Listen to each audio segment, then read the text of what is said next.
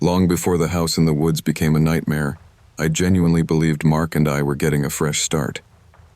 3 years into our marriage, we had become strangers passing each other in airports and hotel lobbies. Me traveling constantly for work, him working remote consulting jobs that left him alone more often than not. When he suggested we move somewhere quiet, somewhere with room to breathe, I agreed because it felt like the least we could do to save what was left between us. He handled everything: tours, paperwork, negotiations. I didn't see the place until the day the moving truck pulled up, but the photos were charming enough. Cedar siding, a long wraparound porch, tall pines circling the backyard like sentries. The house looked like something from a postcard, the kind of place where people bake pies and hang Christmas wreaths. But something about the interior felt off.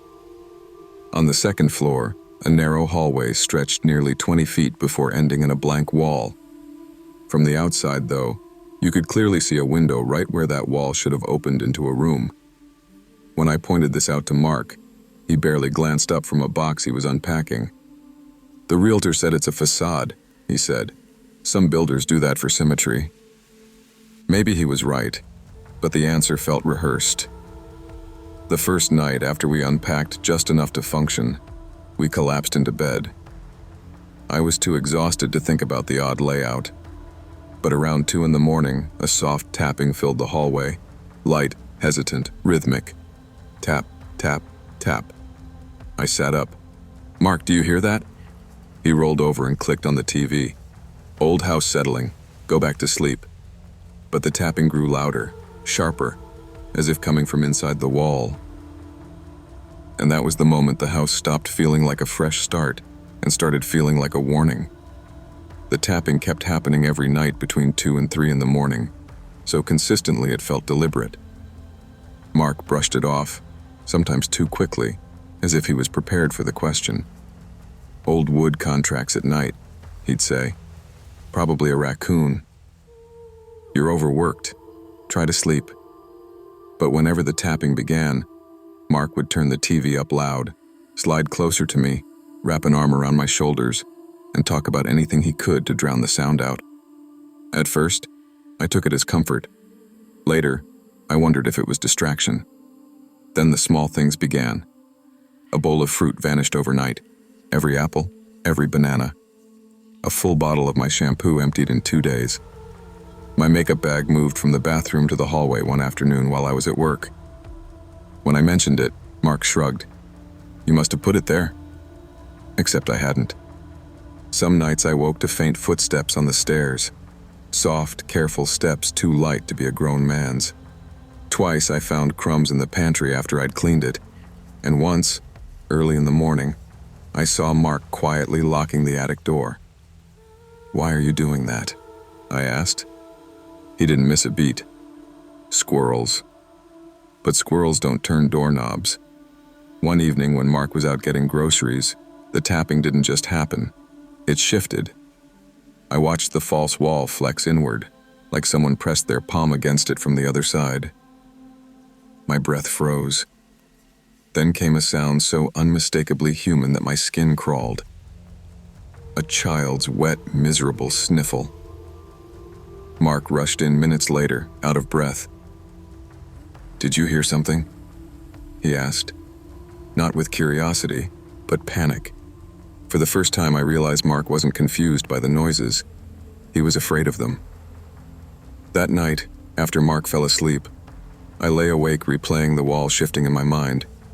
The sniffle, Mark's reaction, his strange habit of turning up the TV, the attic lock, the missing food.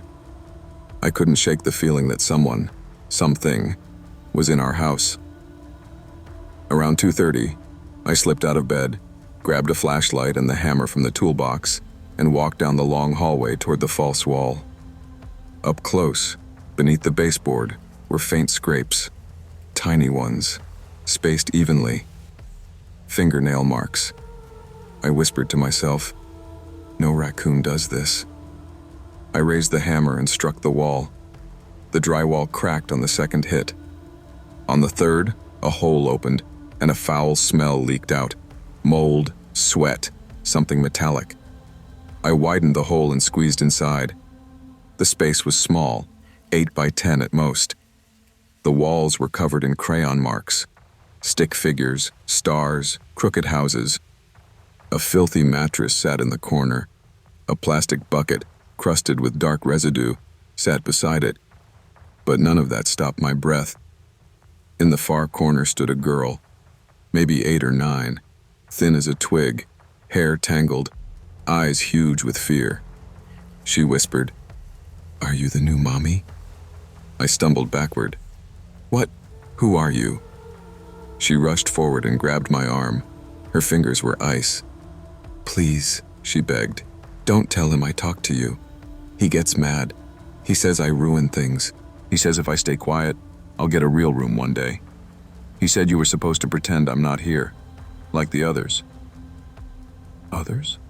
I whispered. Before she could answer, her face went white with terror. She jerked away.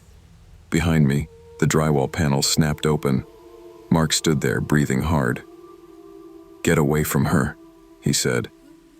Not to me, to the girl. The girl shrank back as Mark stepped into the room. I'd never seen a child cower like that, shoulders hiked to her ears, hands over her head. She didn't cry, she didn't beg. She just froze, like she had learned crying only made it worse. "What is going on?" I demanded. "Who is she? Mark, what did you do?" But he didn't look at me. His hand clamped around the girl's wrist with terrifying familiarity. "It's okay," he muttered to her. "You weren't supposed to talk to her, I told you that." She whimpered as he dragged her toward the hallway. I lunged forward. "Let her go!" He shoved me hard enough that I hit the wall. By the time I regained my footing, they were already halfway down the stairs. "Mark!" I screamed, chasing after them. But when I reached the bottom, the house was silent. The front door open. The driveway empty. The girl, Mark, gone. His phone sat on the kitchen counter. The last text was from an unknown number. "We need another one soon. She's getting too old." My stomach dropped. My hands shook so violently the phone nearly slipped through my fingers.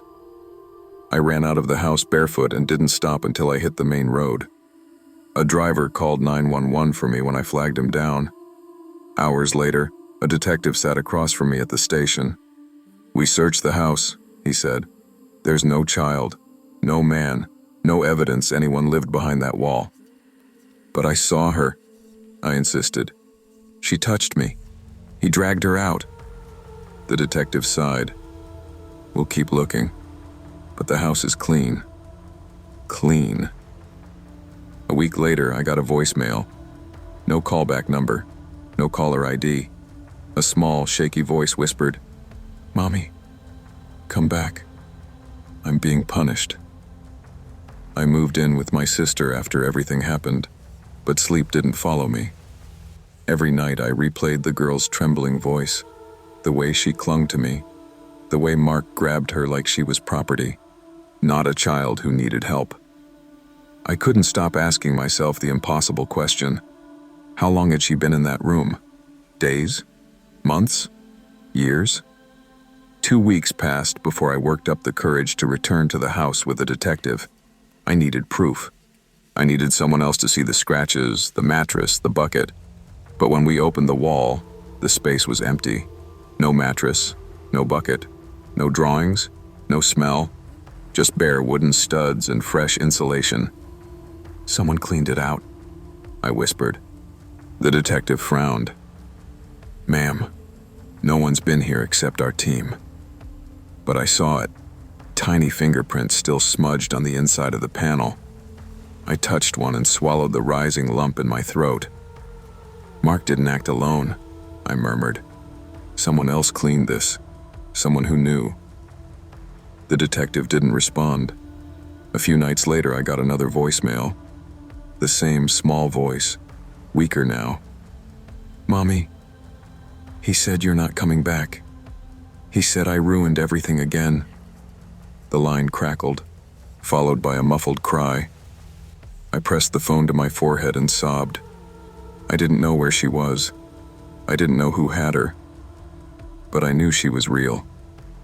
And I knew Mark had been lying long before the house. 6 months have passed. The police are still searching. I've given them every voicemail, every detail, every memory.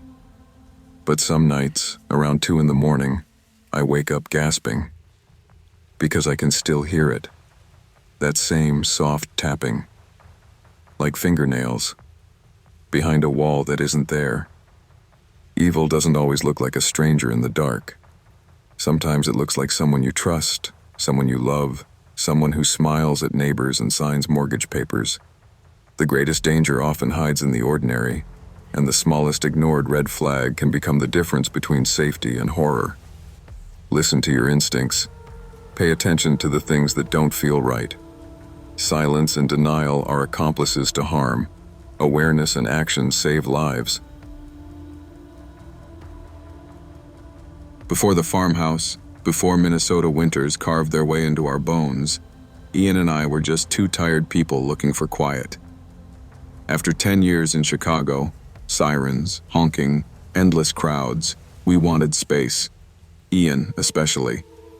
He'd grown up in rural Indiana and talked constantly about wanting land to breathe on. I chalked it up to nostalgia. When we finally found the farmhouse outside Rochester, he walked the backyard like he was stepping into a cathedral. The property stretched nearly 2 acres, a wide swath of grass that dipped toward a tree line thick with birch and pine. Ian stood there with his hands on his hips and said, almost reverently, "This is the one."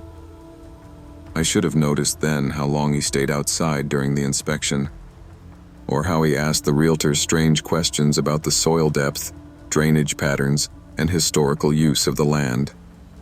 But I was too busy imagining a life with fewer arguments and slower mornings. We moved in that September. Ian took to the yard immediately, digging, raking, shaping the earth like someone building a blueprint only he understood. He'd come inside with mud on his boots, wipe his brow and say, "Another project done." I never saw a difference.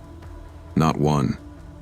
When I joked that he was building a graveyard, expecting a laugh, he stared at me with an expression I couldn't place. Not anger, not humor. Something closer to disappointment. As the weeks passed, he grew more withdrawn, more guarded. When I'd ask what he was working on, he'd simply say, "Just fixing what's broken." I never asked what he meant. Back then, I thought the yard was his therapy, a way to work through stress, a place where he could control something in a world that often made him feel invisible. But eventually I learned the truth. He was controlling something, or someone. It started small, the kind of thing you convince yourself doesn't matter. One night, while Ian dozed on the couch, I picked up his jeans to toss them in the hamper. When I lifted them, something rattled in the pockets. I reached in, expecting loose change or screws from one of his yard projects. Instead, my fingers brushed something brittle, thin, fragmented.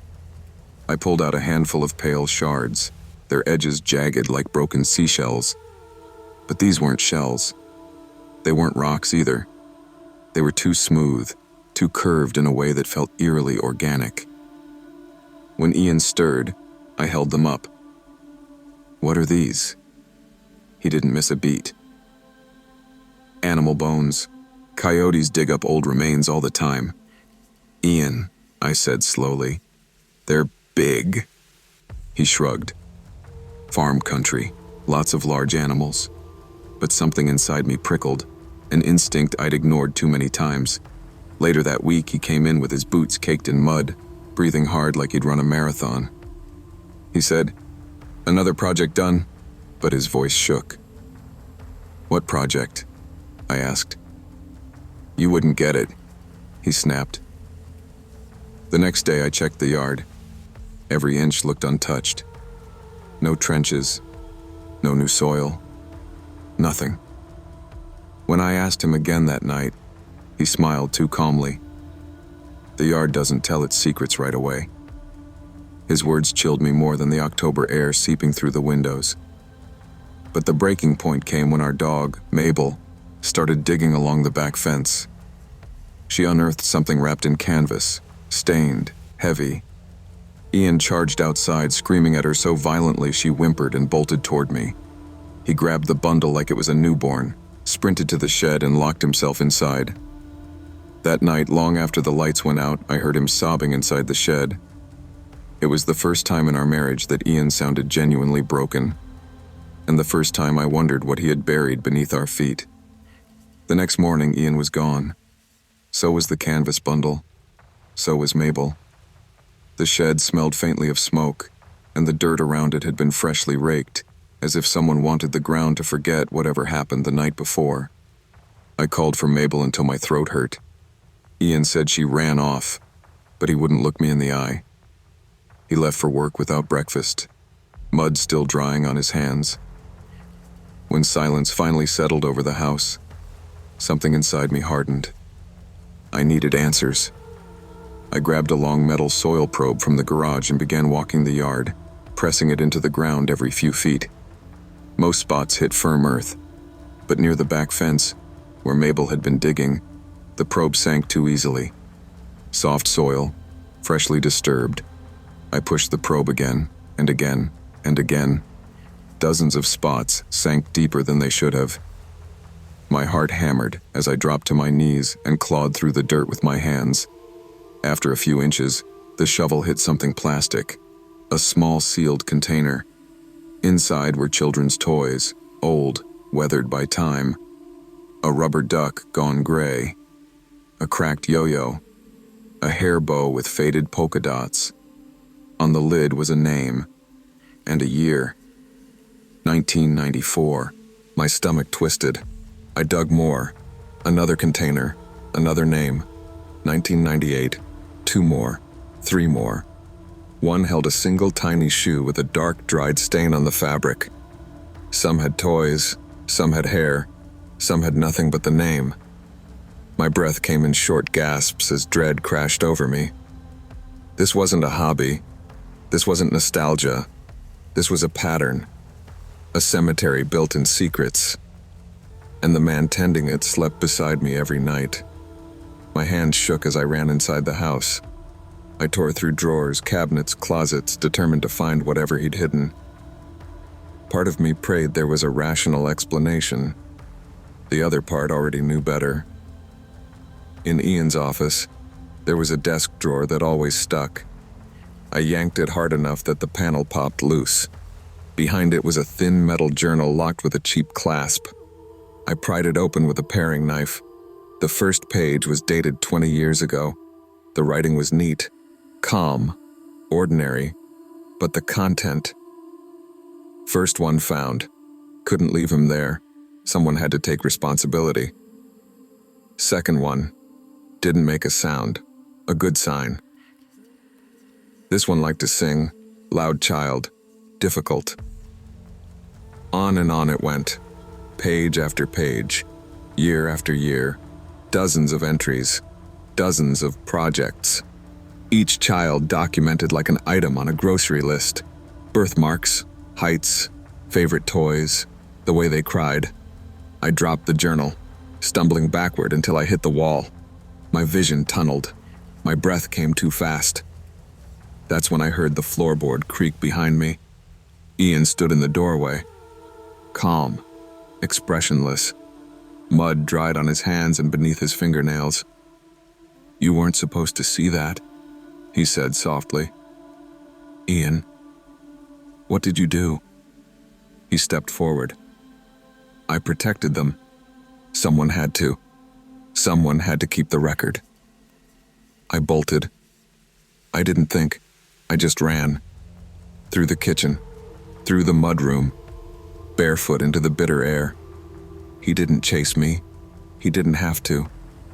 Because the look in his eyes said he already knew my next move. And he was already planning around it.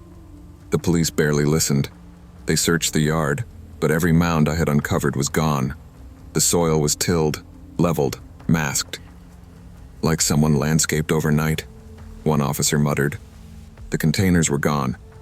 The shed was burned from the inside out, smoldering ashes where evidence should have been. Ian's journal vanished. I told them about the entries, the toys, the shoe, the canvas bundle. Mabel. "Ma'am," an officer said gently, "this sounds like the aftermath of a domestic dispute. With no physical evidence, there's nothing to pursue. Case closed." Ian disappeared the next day. I stayed with a friend for weeks, never returning to the farmhouse. The silence was both a comfort and a terror.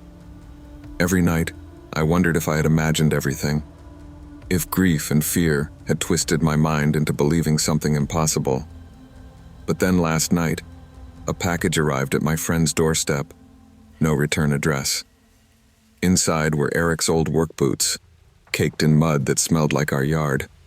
Mabel's red collar, still scratched where she had chewed it as a puppy.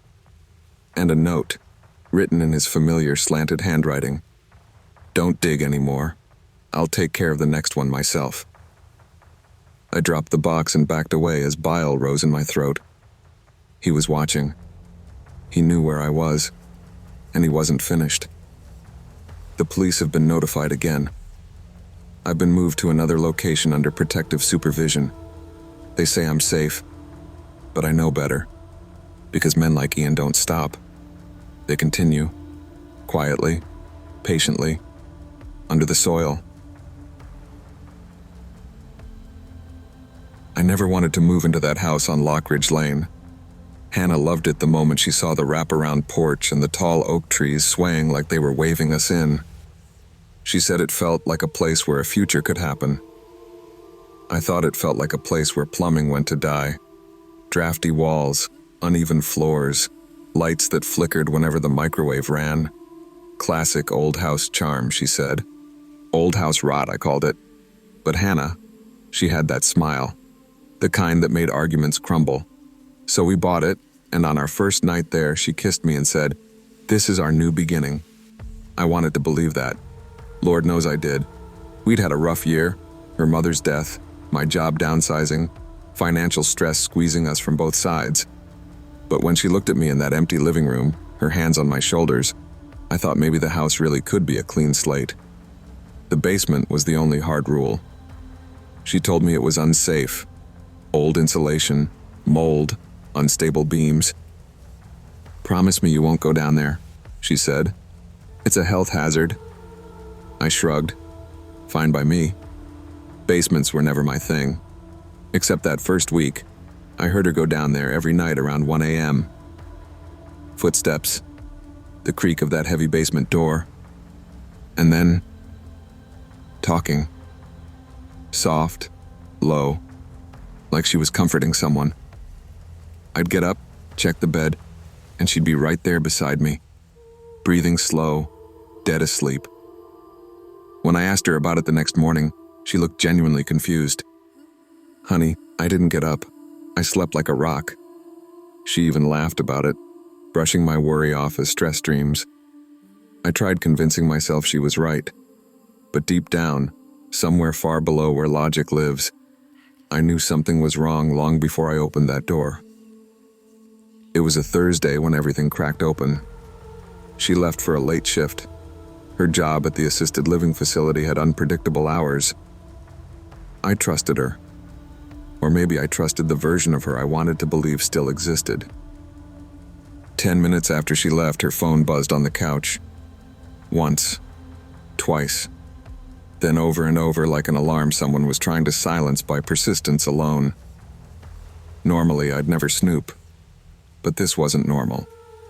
The screen lit up with the same contact, the same message on repeat. "He's waking up again. Come quickly. Sender. Unit 3A. My stomach churned. We lived in a single-family house. No units, no apartments, no logical explanation. I picked up the phone and tried unlocking it. No luck. But the notifications were right there. The urgency wasn't subtle. Whoever was texting her wasn't joking. It read like someone reporting to a supervisor, or a partner in something secret. My brain rattled through possibilities. Maybe she was seeing someone? Maybe she was involved in something shady? Maybe she was lying about work the whole time? None of those ideas made me feel better, just different shades of sick. I paced the living room, staring at that basement door like it was staring back. I thought about the late-night footsteps, the whispers, the way she insisted, borderline desperate, that I avoid that space. I called her twice, straight to voicemail. The buzzing stopped as suddenly as it began, like whoever was on the other end realized I wasn't her. The silence afterward felt heavy, like the house was holding its breath. That was the moment something changed in me. The moment when curiosity stopped being innocent and turned into fear. Real fear. The kind that sticks to your ribs. I put on my shoes, grabbed a flashlight, and forced myself to do the one thing she begged me not to. I opened the basement door. Dust blanketed the stairs, except for a narrow, clean strip right down the center, freshly used, recently disturbed. Hers. The air grew colder as I descended. Not just cooler, cold. Like basement refrigerator cold. My breath didn't fog, but my skin prickled all the same. At the bottom sat a second door, thick wood reinforced with metal brackets. Someone had installed them recently. Not old house original hardware. New, polished bolts catching the beam of my flashlight. It looked less like a basement door and more like a holding cell. Then I heard it. Breathing. Human. Slow. Strained. And then a voice, hoarse and trembling. "Hannah, please don't leave me here. I'll be good." I froze. Every instinct screamed to run, to pretend I'd never heard it, never opened the door, never started down this dark path. But something stronger pulled me forward, something I still can't explain. I opened the bracket door exactly 2 inches. No more. The man inside lunged so hard he shook the frame. His wrists were chained to metal rings in the foundation wall. His hair was matted, beard overgrown, eyes wild but sharp with terror when he realized I wasn't her. "You're not her," he croaked. "No. Who are you? What is this?" My voice cracked like cheap wood. He looked at me, the way someone looks at a rescuer they're not sure is real. Then past me, toward the stairs. "She's going to be angry," he whispered. "She said no one can know about me. She said you'd ruin everything." My pulse hammered. "No what? What did she do to you?" He didn't answer. Instead, he pointed with his chained wrist at a table in the corner. My flashlight followed. And that's when I saw the photos. Hundreds of them. All of me. All taken while I slept. Each one labeled with notes in her handwriting. Subject stable. No suspicion. Behavior unchanged. Night 247. He didn't wake. My knees almost buckled. The man whispered, barely audible, "You don't know what she really is." I slammed the door, ran up the stairs, and locked myself in the bedroom. Logic and panic fought inside my head until both were useless. How long had she been documenting me? And why? Was the man dangerous? Or was she the real danger? Nothing made sense. I tried calling her again, straight to voicemail. I tried texting. No read receipts. No reply. Every minute stretched like a rubber band pulled too far. By midnight, I knew she wasn't coming home. Not that night. Maybe not ever. When I finally worked up the courage, I went back downstairs, not to the basement, but to her office, a place I rarely entered. Papers sat neatly stacked, as always. Her planner lay open to the current week. No appointments written, no shifts scheduled at all. Had she been lying about work? Inside the desk drawer, I found a key card labeled 3A Access. No address, no company name. Just the code and her initials etched into the back. My hands shook as I flipped through the folders in her filing box. Most were mundane. Bills, tax forms, letters from her sister. but the last folder stopped my breath cold. Behavioral monitoring. Subject H02. Inside were graphs, charts, notes, documenting my habits, my sleep patterns, my stress levels, my work schedule, even how often I ate certain foods. She had a section titled Triggers with bullet points. Isolation, loud noises, arguments, temperature shifts. It was clinical, cold, like I wasn't her husband but something she was studying. I sat on the floor and cried before I even realized I was crying.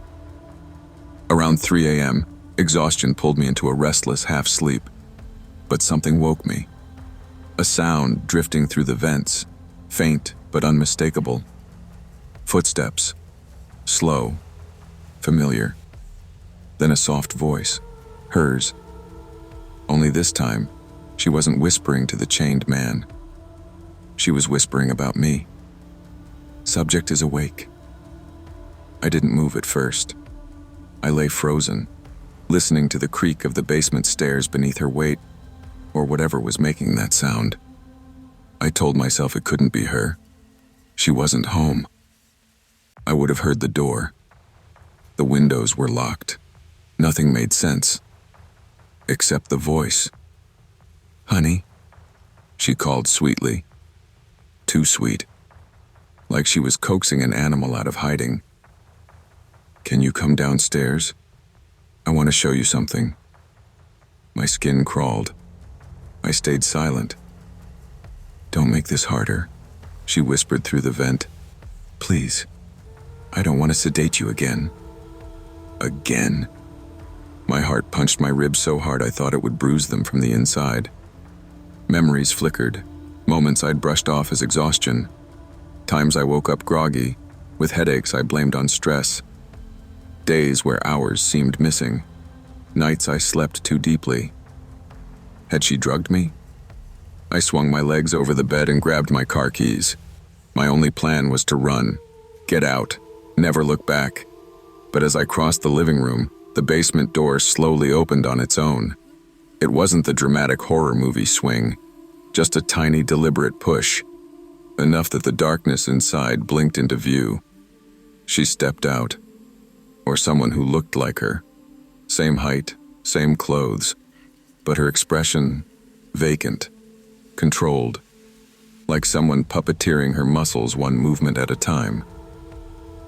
"Don't run," she said softly. "You were chosen for a reason." Chosen? I backed toward the front door. She didn't chase. She didn't threaten. She just tilted her head like she was studying me, cataloging, storing my fear the way she stored notes in those folders. "You don't have to be afraid of me," she murmured. "You never did." But I was. I bolted, out the door, down the driveway, into my car. I didn't stop driving until sunrise. The police went to the house. They found nothing.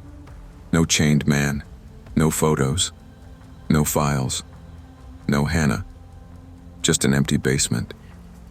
They told me stress can cause hallucinations. They said maybe I misinterpreted things. Maybe I imagined the voice. I didn't argue. But that night in my motel room, I heard her again. Through the air vent above my bed. Subject remains mobile. Even the people we trust most can hide entire worlds behind closed doors. Ignoring red flags, whether out of love, fear, or denial, only deepens the danger. Always listen to your instincts. Safety begins with paying attention to the truths we don't want to face. When Claire and I bought our house on Birch Hollow Drive, we chose it because it was quiet. Too quiet, honestly. But quiet was what we needed after a year that nearly tore us apart. Her father dying, my long work hours, fights that felt like storms. Moving in felt like wiping a slate clean. We promised each other, no big decisions for a while, no pressure, no kids, just us. So when she started redecorating the spare bedroom, I didn't think much of it. Clara always needed projects when her anxiety ramped up. She said it kept her hands busy. I'd come home to see her painting the walls pale yellow, humming softly. She added curtains with little stars stitched on them, a rocking chair, a crib we did not order. I joked, "Honey, the room looks great, but who's supposed to sleep in there?" She didn't laugh.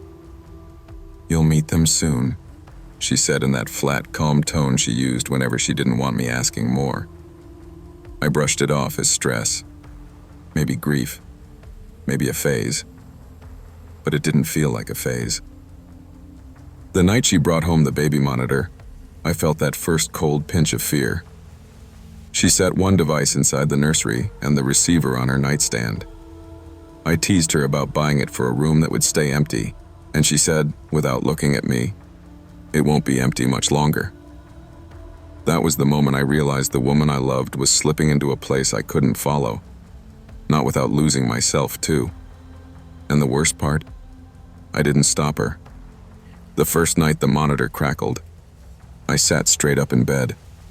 It sounded like faint breathing, slow, rhythmic, wrong. I leaned closer. A tiny giggle threaded through the static. Clara didn't even flinch. She just whispered, "They're settling in." "Clara, that room is empty," I said, trying to keep my voice steady. "It's probably interference." She shook her head.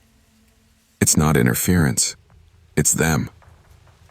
I didn't sleep that night, or the next. Every time the monitor hissed awake, I heard something new, humming like a lullaby sung by a child who didn't know all the notes, soft tapping like little hands testing the microphone. When I unplugged the device one morning, Clara plugged it right back in. "They get lonely," she said, stroking the plastic like it was alive. "You don't want to upset them." "Who?" I snapped. She just smiled faintly. "You'll see." Something inside me sank. I'd seen Clara anxious, grieving, even depressed, but never delusional, never like this. 2 nights later, she slept deeper than I'd seen in weeks. I took the chance. I crept into the nursery, expecting static, dust, silence. It was perfect. Still. Clean. Nothing out of place. I turned to leave. Then the monitor on her nightstand whispered through the house, clear as breath on my neck. "Turn around." Something about that voice, small, confident, close, sent a shock through me so hard I couldn't breathe. I turned. A tiny handprint was pressed on the inside of the window. Fresh. Too small to be Clara's. Too detailed to be mine. I backed away, heart pounding, certain for the first time that something was very, very wrong. I felt Clara before I saw her. The air shifted behind me, warm where it shouldn't be. She stood in the doorway, holding a bundle wrapped tightly in a pale blue blanket. "You woke them," she whispered, almost scolding. My mouth went dry. "Clara, what are you holding?" She stepped closer and pulled back the blanket. Nothing. But the blanket sagged in her arms, like something unseen was shifting its weight, adjusting position, settling. "There," she cooed into the empty space. "It's okay, sweetheart. Daddy's just surprised." A cold wave crawled up my spine. "Clara, stop. There's nothing." Before I could finish, tiny feet pattered across the floor behind me. Light, fast, playful. I spun around. Nothing. But the sounds were unmistakable. Wood tapping, scurrying, happy little bursts of movement. Handprints, smudged, small, oily, began appearing on the nursery door. Then on the wall, on the floorboards, on my shirt. I staggered back. "Clara, please, what is happening?" She didn't answer me. She crouched, kissing the air just above the floor. "You scared them," she murmured. "They just want a family." I pressed my hands to my face because I didn't know what else to do. My wife, my rational, grounded wife, was acting like she had a toddler crawling around that I couldn't see. But the worst part wasn't her behavior. The worst part was that the room felt full, like something unseen was circling us, like little fingers brushed my pant leg. And I realized Clara wasn't pretending. She believed someone was there. And maybe, God help me, maybe she wasn't the only one. Clara stopped sleeping in our bedroom. She moved into the nursery with her invisible children. I'd wake up to hear her laughing softly in the dark or singing lullabies that didn't sound like songs she knew. I asked her over and over what was going on. "They needed a mother," she said. I couldn't ignore them. "Clara, you're scaring me. No one wants to be alone." She cupped her hand as if stroking a tiny head. "Not even them." I tried everything, calling her sister, calling her doctor, calling anyone who might help. She dismissed all of it. "You're not listening. They're real. They chose us." But the house felt different too. I'd walk past the nursery and feel cold patches in the hallway. Toys I didn't remember buying. Little blocks, plastic rings, appeared on the floor. I'd sweep them into a box, and the next morning they'd be arranged neatly on the carpet again, like someone was playing while we slept. Other things changed. Drawers opened on their own. The rocking chair moved at night. The sound of giggles followed me when I walked past the door. And the baby monitor, God, that monitor, kept whispering my name. "Daddy." One night I woke to the faint pressure of tiny fingers brushing my cheek. I sat bolt upright, heart hammering, and saw the blankets beside me shift. A small impression, like the shape of a curled-up child, etched itself into the mattress. Clara appeared at the doorway, smiling lovingly. "They wanted to sleep with you," she whispered. My skin crawled. My wife had lost herself completely. But worse, much worse, was that something unseen had found me. Last week, everything snapped. I came home from work to find the nursery door closed. Not unusual. What was unusual was the sound coming from inside. Multiple voices whispering, overlapping, childish, but not quite human. Clara was humming along with them, completely at ease. "Clara?" I called softly. Silence. Then a dozen tiny knocks from the other side of the door, like small fists tapping, rhythmic, impatient. I backed away until my shoulder hit the wall. She opened the door slowly, smiling like a sleepwalker. "They want to play hide and seek. Come inside." "No, Clara, listen to me. You're not well." Her eyes shimmered, almost glowing in the dim hallway. "I'm better than I've ever been." Behind her, I saw impressions in the carpet, little footprints appearing one by one, walking toward me. Too deliberate, too real. My breath hitched. "Clara, please." She tilted her head. "Don't be afraid of your children." Something tugged on the leg of my jeans. Gentle, curious. I looked down, and though I saw nothing, the fabric dented inward, like small fingers gripping it. That was it. That was the moment my mind finally broke free of denial. I ran, out the door, into my car, down the street with my heart sprinting faster than the wheels. I sleep in hotels now, moving every few days. But no matter where I go, around 3 a.m., I hear it. The soft patter of tiny feet. A whisper near my ear. "Daddy, don't hide." And sometimes, I swear I see a handprint forming on the window. When someone you love starts slipping into a dangerous belief, or dragging you into it, ignoring the warning signs only deepens the threat. Trust your instincts, speak up early, and protect your own boundaries. Some doors, once opened, can't ever be closed again. I never wanted to go back to Rowan House. To me, it was just an abandoned corpse of a mansion sitting on top of a hill, rotting from the inside out. To Aaron, it was home. or whatever version of home a person creates to survive their childhood. We'd been separated for 6 months, mostly my doing, mostly because of what I found.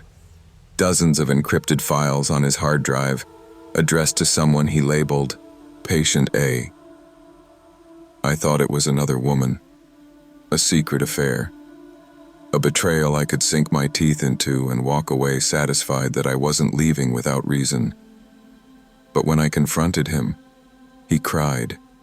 Real tears, the kind he never shed even at his mother's funeral.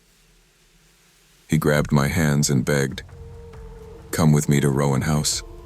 Just a month. We can fix everything there." "Why there?" I asked. "Because the house heals people."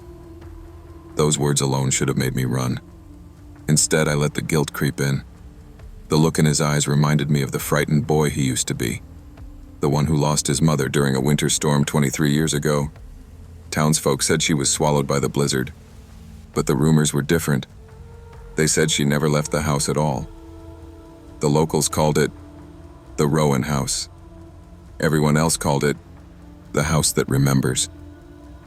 I told myself I'd stay for 30 days, just long enough to help Aaron let go of whatever was haunting him. But by the time we pulled up the driveway and the porch light flickered on, despite the electricity not being connected, I felt the first cold shiver in my bones. The house remembered me, even though I'd never been there. The first night was when I realized something was wrong. Not wrong like mold or loose floorboards. Wrong like the house had a heartbeat. I heard it as soon as I lay down. A slow, rhythmic exhale drifting through the vents. "Aaron," I whispered, nudging him awake. "Do you hear that?" "Hear what?" He rolled over like a man used to ignoring things that normal people would run away from. I didn't sleep. I stared at the ceiling as a soft thump echoed through the walls, like something moving inside them. By morning, I'd convinced myself it was pipes shifting or animals nesting. Anything logical, anything human. But the house wasn't satisfied with logic. It wanted attention. Whenever I walked into a room, it warmed, subtle but intentional, like the air leaned toward me. Mirrors fogged with a print of a woman's hand. Too long, too thin, as if something cold had pressed against the glass. "Aaron," I said as calmly as I could, "has this house ever felt alive to you?" He paused mid-pour of his coffee. His jaw tightened. "Don't start," he said. "You always make things dramatic." I wasn't being dramatic. Not when I found a locked door beneath the staircase, a door so old the wood had warped inward, as though pulled from the other side. "What's in here?" I asked. "Storage," he said flatly. "Lost the key." But every night after that, I heard scratching behind it. Not skittering, not rodent. Fingernails. Long, slow drags across wood that made my teeth ache. And louder each night, as if whatever was on the other side recognized me, welcomed me, waited. On day 6, while unpacking clothes, I found a rotten trunk shoved behind the bedroom dresser. Inside were journals. At least I thought they were until I realized they were case files. Old, yellowed pages with typed notes and photographs glued inside. The first page read, "Patient A, primary subject." "Jesus, Aaron," I whispered. "What were you into?" Only, the handwriting wasn't his. The style of the photos wasn't modern. The notes were dated nearly 3 decades earlier, long before Aaron was even a teenager. His mother wrote them. The entries chilled me. Patient A shows reactive behavior to emotional shifts. Patient A needs structure.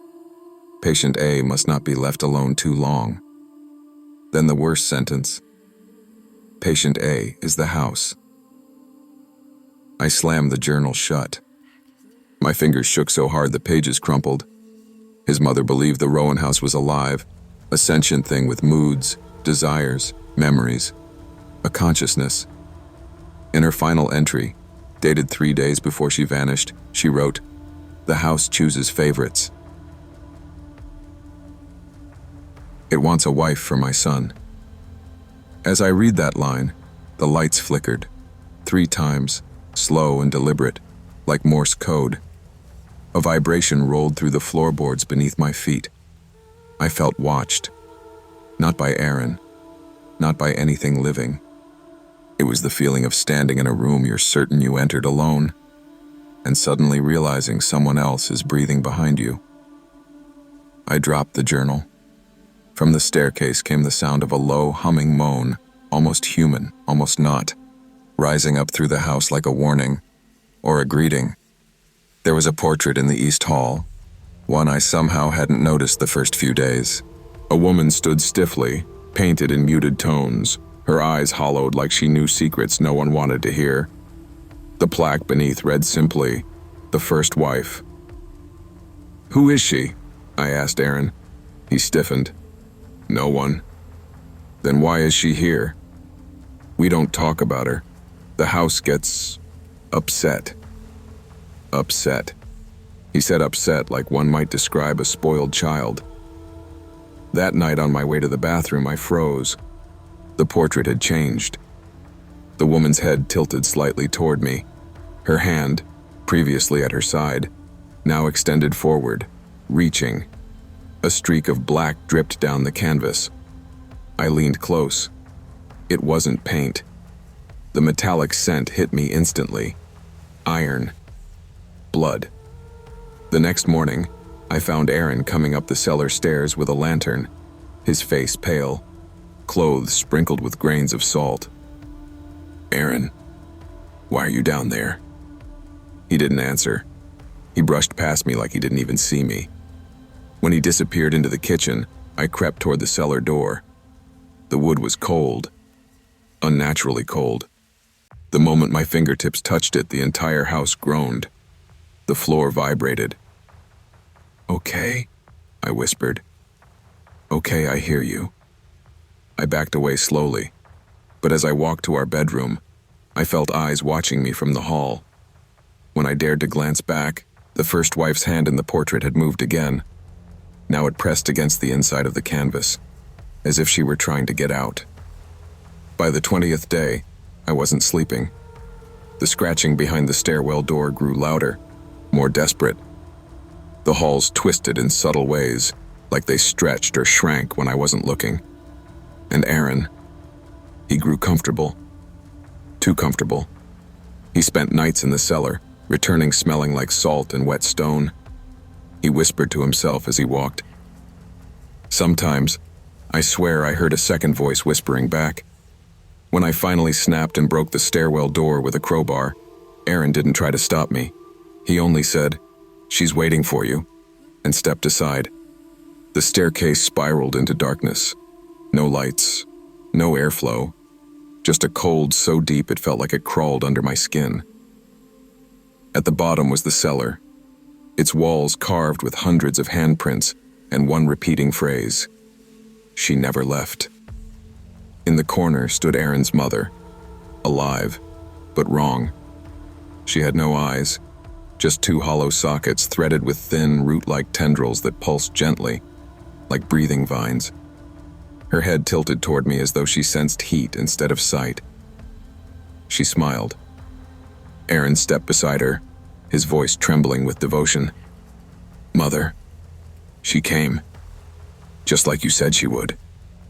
Then he held up a ring carved from something pale and porous. Bone. Definitely bone. "She chose you," he whispered. "The house accepts you." I ran. I didn't care where. But the house bent itself around me, closing off exits, guiding me back to the portrait. The first wife was gone from the canvas. In her place was my own face, trapped behind glass, mouth open in a silent scream. Behind me, a cold hand touched my shoulder. Aaron's mother whispered, "Your turn to stay." I don't remember leaving my body, but I remember waking up inside the walls, and realizing the house had been waiting for me all along. Ignoring the past, your partner's, your family's, or your own, doesn't make it disappear. Secrets grow roots. They wait. And eventually they demand to be acknowledged. Know who you're choosing to build a life with, before the things they hide start choosing you. I've been a detective for 12 years, and I've heard some awful things, confessions, screams, final breaths caught on accident during 911 calls, but nothing prepared me for the moment I pressed play on the cassette found in an abandoned storage unit off Route 9. The voice belonged to Alyssa Ward, missing 4 months. Her tone wasn't frantic, it wasn't hysterical.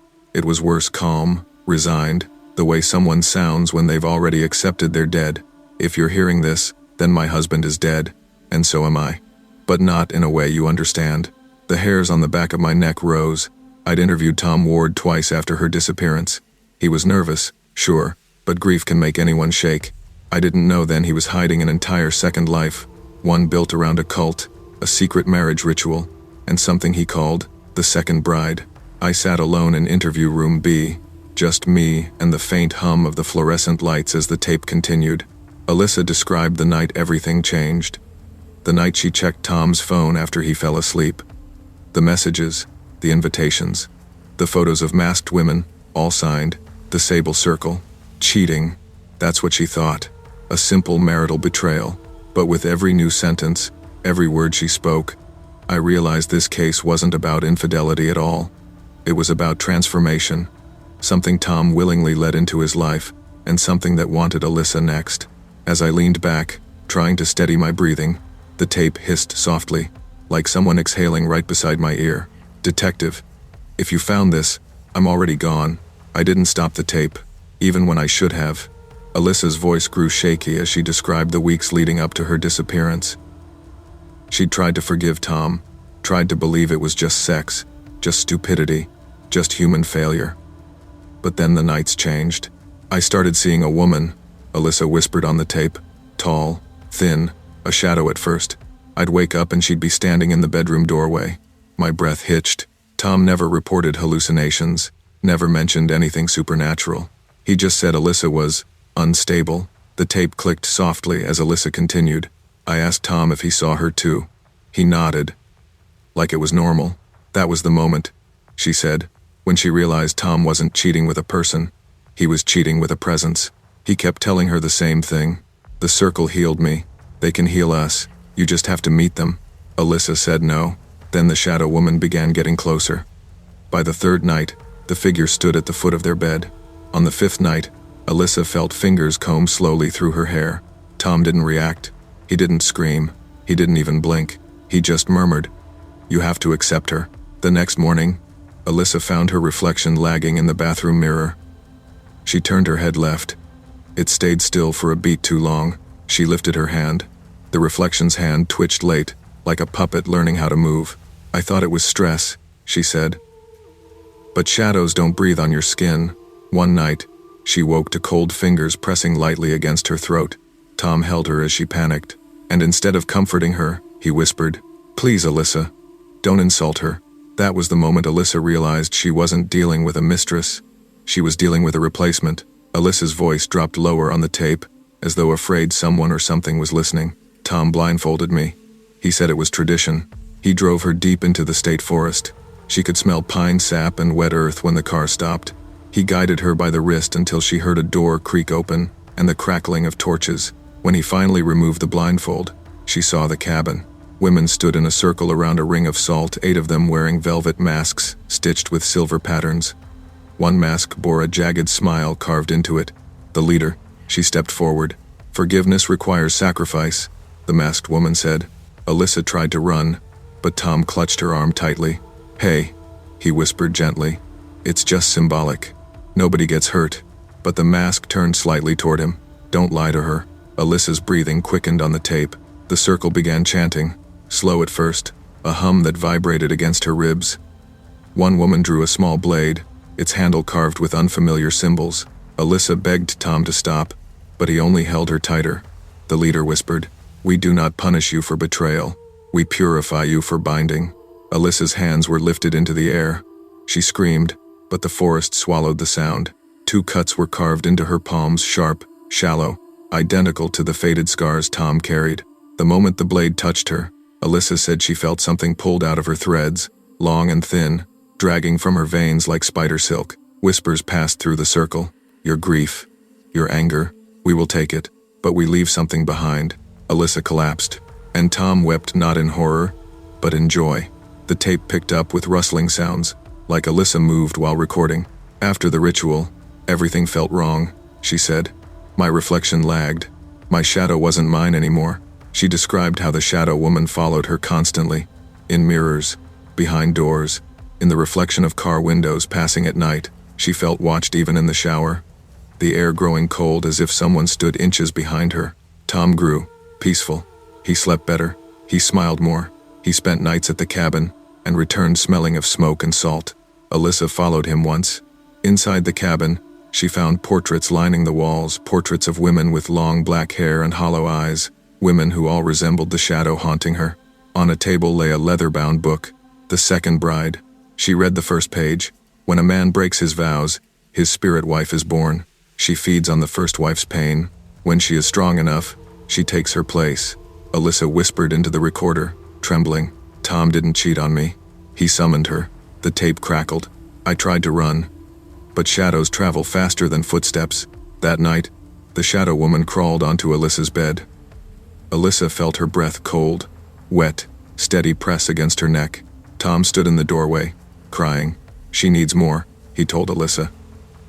I'm sorry. I'm so sorry, Alyssa asked. Who is she? And Tom whispered through tears. Your replacement, the spirit wife. She keeps the bond alive. Every marriage in the circle has one. Alyssa's voice broke completely. I realized then, he didn't marry me for love. He married me to feed her. Alyssa's breathing filled the last part of the tape, ragged and fast. Detective, this is the last part. Tom brought me back to the cabin. He said the second bride wanted my body. Women surrounded her again, masks shining in the torchlight. Tom tied her to the altar, crying but refusing to stop. She just wants to live through you, he whispered. Please don't fight her. The chanting began. The air thickened. The shadows in the corners stretched tall, too tall, until one stepped forward. Alyssa screamed. She climbed inside me, through my mouth, my eyes, my skin. On the tape, I heard Alyssa gasp one long, piercing cry. I'm not alone in here anymore, she whispered. She's inside me. I feel her smiling. She paused. She wants another couple, another marriage, another body to claim. Static warped the end of the tape. Detective Ramirez, if you hear this, she's already coming. The tape clicked off. I stared at the wall, heart pounding in my throat. Then the interview room lights flickered once, twice, then dimmed. Something moved in the corner, thin, tall, limbs brushing the ceiling. A shadow stretched across the floor toward me.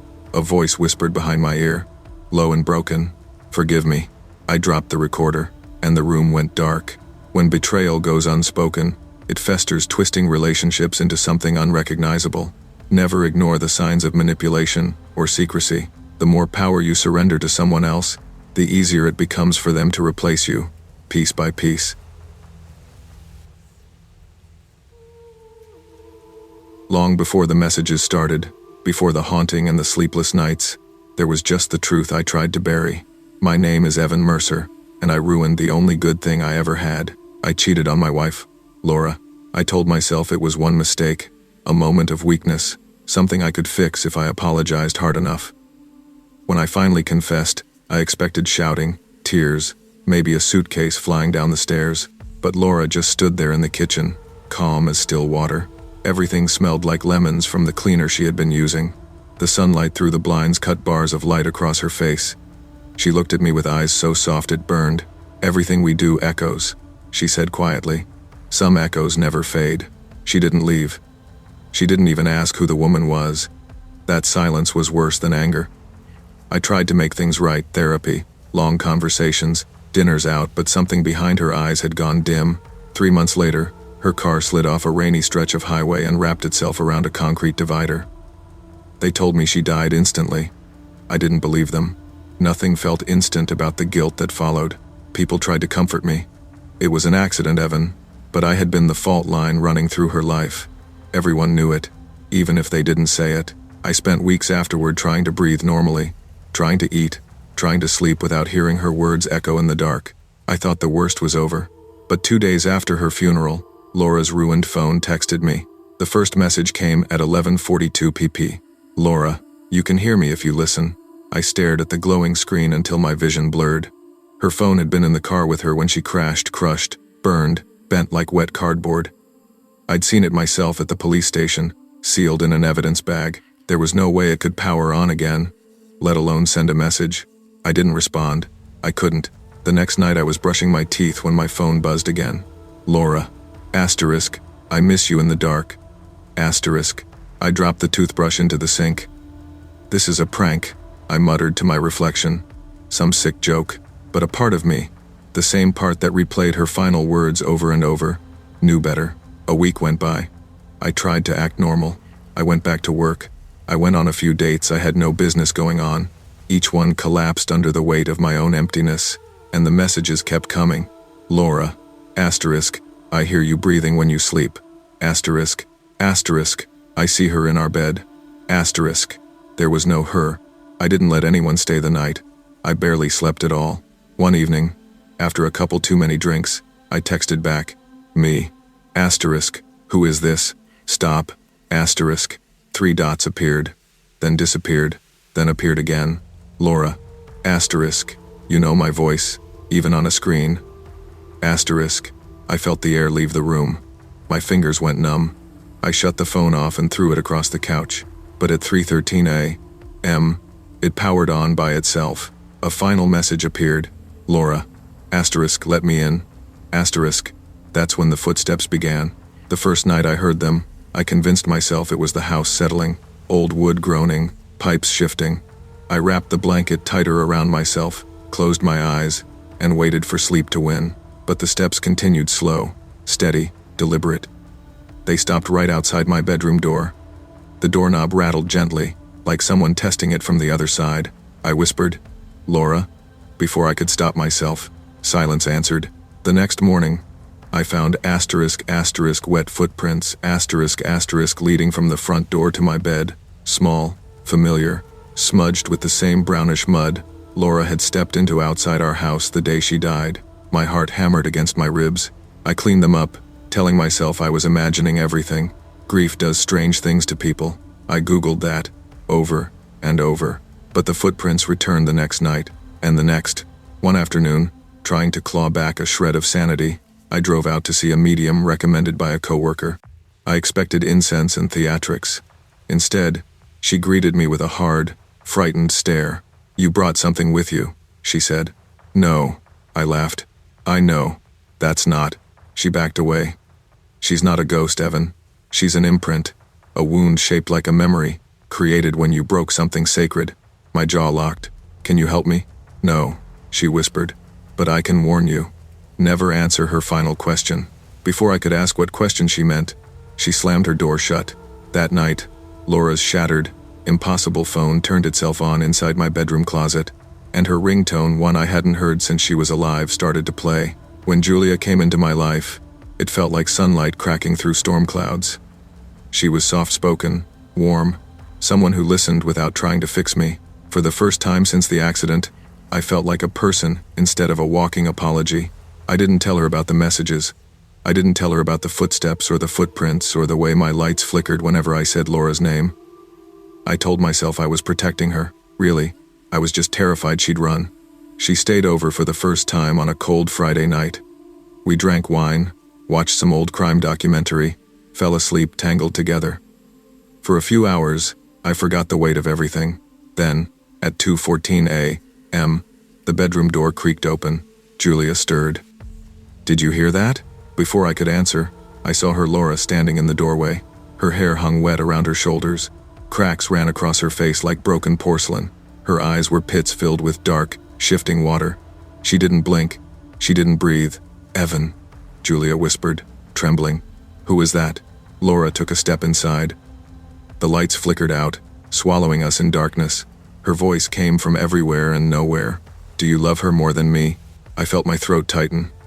The medium's warning slammed into my mind. Asterisk, never answer her final question. Asterisk. Laura moved closer. Julia screamed. The air thickened, heavy, freezing. Laura repeated the question, her voice sharp enough to cut. Do you love her more than me? My chest ached. My breath broke. Yes, I whispered. Everything shattered. The moment the word left my mouth, Laura changed. Her face cracked open, revealing jagged darkness beneath. Her jaw tore too wide, her scream unlike anything human, a crushing metallic shriek, like a car crash happening inside the room. Every window in the house exploded outward. The lights surged back on in a violent flash, and she was gone. Julia left that night. She packed her things with shaking hands, refusing to look at me. I don't know what that was, she sobbed. But I can't stay here. She moved out of state the next morning. I didn't blame her. For a few days, I believed the nightmare was over. No footsteps, no messages, no cold rush of air whispering down the hallway. Then at 3:13 a.m., my phone buzzed. Laura, asterisk. You answered wrong. Asterisk, asterisk. You always answer wrong. Asterisk. My stomach dropped. Another message appeared. Asterisk, I'm coming back. Asterisk. And then, asterisk, bring someone home. Asterisk. Asterisk, I get lonely. Asterisk. My hands shook uncontrollably. I set the phone down and backed away from it like it was radioactive. But curiosity or fear pulled me to the hallway. There, pressed into the wooden floor, were two sets of wet footprints. One pair was Laura's. The other belonged to bare feet much larger than hers. Feet I had never seen before. Feet leading deeper into the house. The footsteps didn't belong to the living. And whatever followed Laura out of the dark, it wasn't only hers. Unhealed guilt becomes a prison that builds walls of its own making. If we refuse to confront our mistakes honestly and fully, those mistakes don't fade, they return, louder, sharper, and more destructive than we ever imagined. Honesty may hurt, but silence and secrets can haunt forever.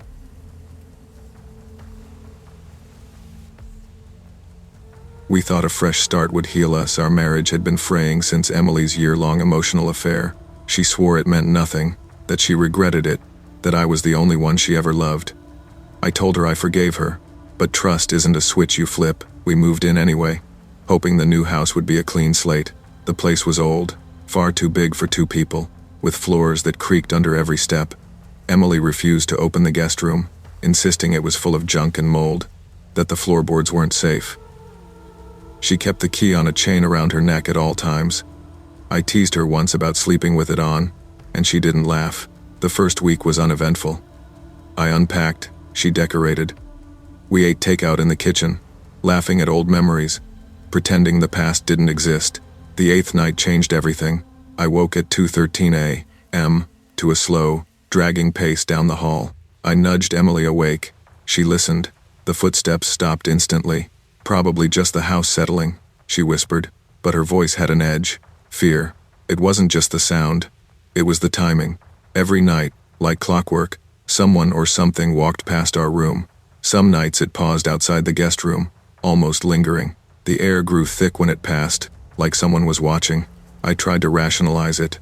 Old house, grief, stress, but deep down, I knew it wasn't just settling, and that was when things started disappearing. At first, it was small things. My wallet, my watch, socks from the hamper. I assumed Emily was playing a prank, or maybe I was losing my mind after weeks of sleepless nights. But then, they started showing up outside the guest room door, neatly arranged. My clothes folded like someone had gone out of their way to put them there. One night, I confronted Emily. "Did you move my stuff?" I asked, trying to sound calm. She froze, eyes wide. "I know. I haven't touched anything in there." I wanted to believe her, but the tension in her voice made me doubt myself. Then it escalated. One evening, I opened the fridge for a glass of water, and my wedding ring was on the guest room doorknob. I nearly dropped the glass. Emily broke down. "I should have told you sooner," she said, trembling. Her eyes were red. My mother, before she died, she lost her mind sometimes. Dementia, paranoia. She accused me of stealing my father, locked herself in that room for 2 days. When she came out, she was dead. I swallowed hard. "You're saying she died in there?" Emily nodded. "Yes. That room. It's bad, Evan. She wasn't right in her head. I wanted to ask more, but my voice caught. The thought of what she'd endured, and what might still linger, made the hair on my neck stand up. That night, I didn't sleep. I lay in bed, listening to the house breathe around me, hearing faint creaks from the hall. At 2:13 a.m., I heard the dragging steps again. Only this time, they stopped just outside my door, and I felt a cold, impossibly close presence. Weeks passed. The footsteps continued nightly at 2:13 a.m., sometimes pausing, sometimes pacing. I tried to ignore them, to rationalize it, but things kept appearing outside the guest room door. My mind started fraying. One night, I noticed Emily's necklace on the nightstand. She must have taken it off while asleep. The key dangled from it like a silver question mark. My heart pounded. I could resist no longer. I slipped the necklace from her neck without waking her. The guest room door stared at me. My hand trembled as I turned the key. I half expected dust and mold, broken furniture. Instead, the room was immaculate. A neatly made bed, spotless hardwood, curtains drawn just so. The air was thick with perfume, old floral, cloying, choking. My eyes fell on the nightstand. A framed photo, Emily, smiling, an older woman beside her, and a man standing between them, a man with my face, my exact face. I dropped the key. The photo was dated 1994, 12 years before I was born. On the back, in flowing cursive, asterisk, my Emily, my husband, my little family, asterisk. I stumbled back, tripping over my own feet. My pulse raced. I felt dizzy. The footsteps didn't come that night. They were already inside me, in my head. When Emily woke, I shoved the key back around her neck. She didn't notice. She never would. Not yet. But the house had changed.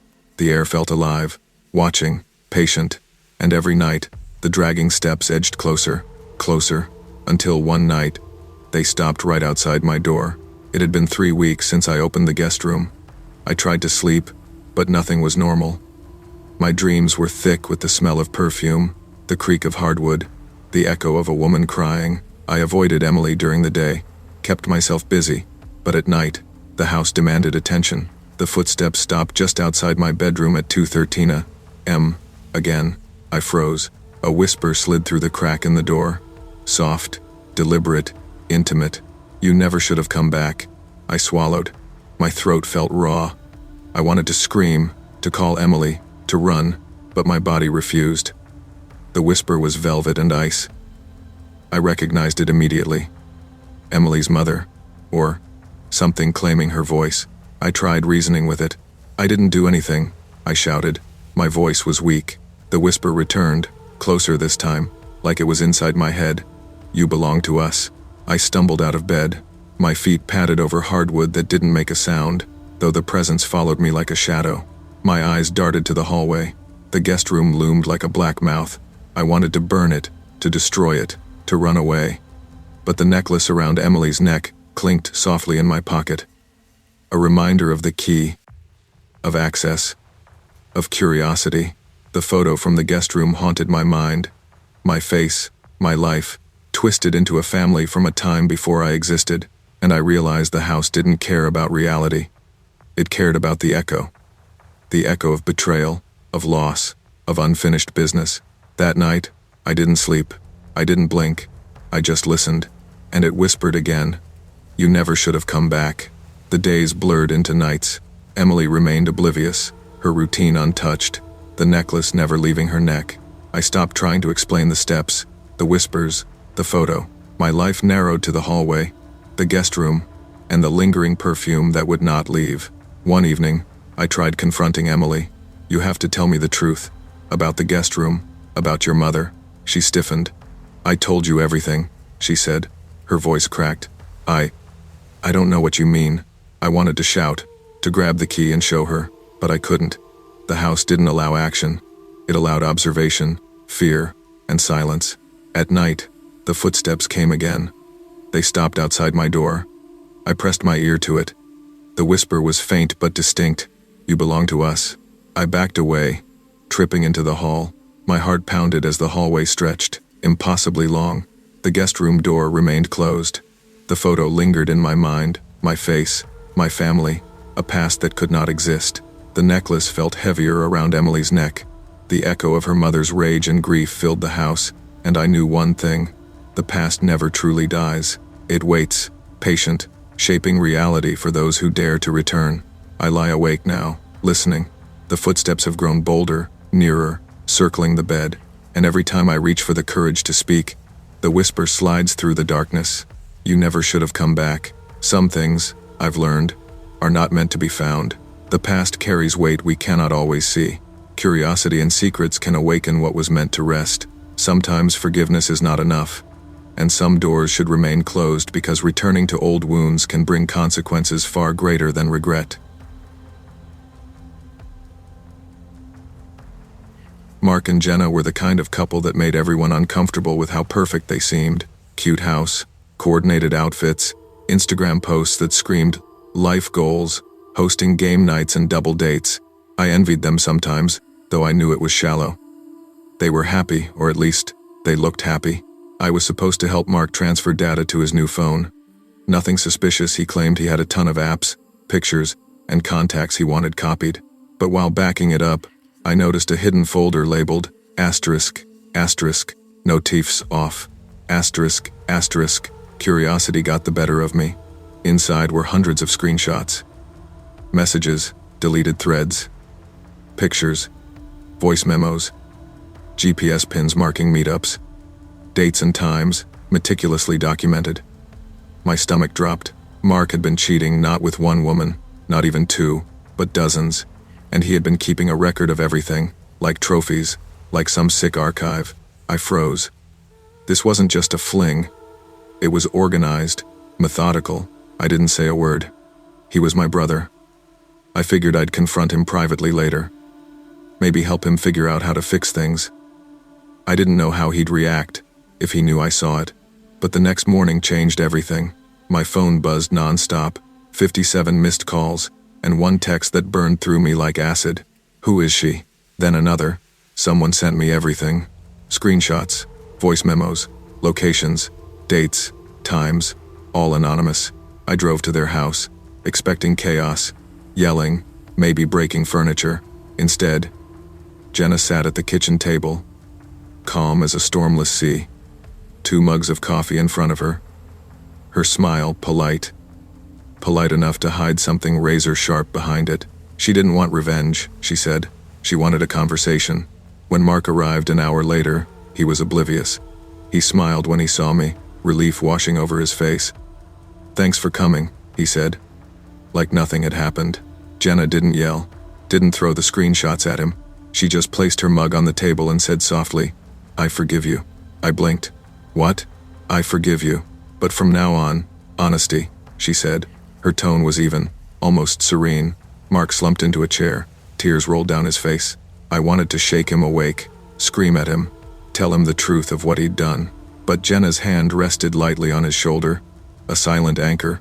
They hugged, kissed, held hands, and for a moment, I believed in their perfection again. Maybe they could fix this, but that calm was a lie, and I should have seen it. 2 months later, Jenna vanished. No forced entry, no struggle. Her car gone, her phone, wallet, everything she could carry. Mark was asleep when it happened. The police scratched their heads. Friends called, worried. Everyone assumed she left him, or ran away. I watched the ring footage, and that's when my stomach fell. At exactly 3:11 a.m., Jenna walked out the front door, alone. No coat, no shoes, just pajamas. Her hair stuck to her damp face. She kept glancing behind her, like someone was there, whispering. Then, before stepping out of frame, she looked directly at the camera and said clearly, "Asterisk, asterisk, it's my turn now. Asterisk, asterisk." The last glimpse of her, a woman poised on the edge of something dangerous, something deliberate. Mark woke up hours later, confused. He thought she'd gone to the store, but the message had already been sent. 3 weeks later, the case went cold. Police shrugged. No leads. No motive. Mark was inconsolable, hovering at the edge of despair. I tried to help him, tried to explain that maybe she would return. But something about the calm determination in her parting words kept me awake at night. Then, one evening, my own phone buzzed. An anonymous email. No subject, only one attachment, a video file. I hesitated before clicking. The video opened. Jenna, alive, sitting in a dimly lit room, staring straight into the camera. She smiled a slow, measured smile. Nothing joyful, everything deliberate. "You kept so many secrets from me," she whispered. Her eyes glinted, unblinking. "You kept one too." I leaned back. My hands shook. I felt my chest tighten, my pulse hammering against my ribs. Attached below was a single image. My house, taken from across the street. Last night, a chill ran down my spine. Someone was watching. Someone knew where I lived. Someone knew everything. I couldn't sleep that night. Every creak of my apartment sounded like her steps outside my door. Every shadow seemed to stretch closer. Mark refused to believe me at first. "It has to be a prank," he said. But deep down, I knew the truth. Someone or something was collecting data, keeping score. And now, the game had turned. Jenna was no longer just missing. She was active, calculating, waiting, and we were the targets. I changed my locks, bought cameras, motion sensors, alarms. It didn't matter. I felt her eyes every time I stepped outside. Every passing car, every pedestrian, felt like a potential observer. The email's timestamp haunted me. 3:11 a.m. Her hour. I tried to convince myself it was a trick, a warning, but the way she whispered in the video, deliberate pauses between words, it wasn't human malice. It was precise, premeditated. Mark didn't sleep. Every night, he checked windows, double-locked doors, shook at every buzz of his phone. I wanted to tell him we should leave town, disappear. But I couldn't explain the worst part. The video. It wasn't just a threat. It was a promise. Then, 2 nights ago, the email arrived again. No video this time. Just text. "Your folder is next." I froze. My mind raced. Could she mean the data I had seen? The screenshots? My own digital skeletons? The things I'd thought were private? A photo appeared in the attachment. My front door. My mailbox. Taken this very morning. I realized the emails weren't random. They were timed. Calculated. I couldn't tell anyone. Police would laugh. Mark was broken. Jenna, she was watching. And she knew we were watching her. And then I heard it. A soft, deliberate click outside my window. The sound of someone stepping on gravel. I didn't move. Couldn't. She had arrived. Last night, I stayed awake, hiding in the dark. My phone lay on the counter, vibrating silently with notifications I didn't dare open. Every shadow was alive. Every creak was deliberate. I could hear faint whispers in the wind, almost like her voice. Asterisk. "You kept one too." Asterisk. Hours passed. At exactly 3:11 a.m., I saw her reflection in the window, not through the glass, but behind me, in the dark. She stood silently, smiling, unblinking, in my living room. I froze. "Don't worry," she whispered. "I'm working on your folder now." The lights flickered. My heart pounded. My hands shook so violently I dropped my phone. On the screen, a picture of me, taken from the street outside, staring at my own house. I ran to the door, locked it, barricaded it. I didn't look back. Every step I took echoed against the walls, mocking me, counting me. Mark called. I didn't answer. I couldn't. Hours later, morning came. No one was there, no signs of entry. But I knew. She had been here, watching, waiting, calculating, and the folder, my secrets, would be revealed. The house was silent, too silent, but the sense of being observed remained. I couldn't stay. I couldn't leave. Jenna was no longer missing. She was present, and she was patient, and I understood the truth. Some secrets are not meant to be kept. Secrets don't just hide, they fester. Lies can be forgiven, but the truth always finds its way out. Those we trust can betray us, and those we protect may become our reckoning. Honesty isn't just about admitting mistakes, it's about preventing the echoes of those mistakes from destroying everything we hold dear.